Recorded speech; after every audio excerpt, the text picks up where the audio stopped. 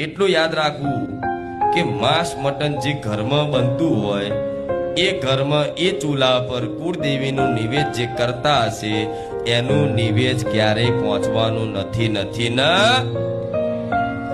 જે ઘરમાં જે ચૂલા પર માતાજીના નિવેદ બનાવવા માટે જે ચૂલો ઉપયોગ થતો હોય જે વાસણ ઉપયોગ થતો હોય એ જ વાસણમાં તમે જો તમારી કુળદેવીના ચોખા મૂકી અને નિવેદ બનાવશો તો એ નિવેદ આમ કરી ધુમાડા કરી આલ્યું માતાજીને ધરાયું તો ચામુંડ માતા હશે કે મહાકાળી હશે કે અંબે હશે કે હરસિદ્ધિ હશે કે ખોડિયાર હશે કે આશાપુરા હશે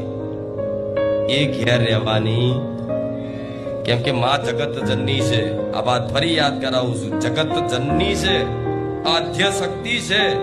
એટલે જગત જનની એટલે આખા જગતની માં છે જો આખા જગતની માં હોય અને તમારા ઘેર એ ચૂલા